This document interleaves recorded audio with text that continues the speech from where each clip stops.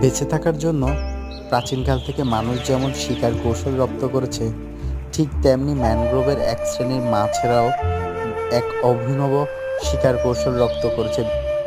এ ধরনের মাছেরা তার ফুলকা ও কানকোর সাহায্যে এক ধরনের জলের ফোয়ারা সৃষ্টি করে তাকে সরল রৈখিকভাবে দ্রুত গতির সাথে ছুটতে পারে, যার ফলে জলজ পরিবেশে বেড়ে ওঠা আশেপাশের কীটপতঙ্গ খুব সহজেই জলের উপর আশ্রয় পড়ে এবং মাছেদের খাবারে পরিণত হয়।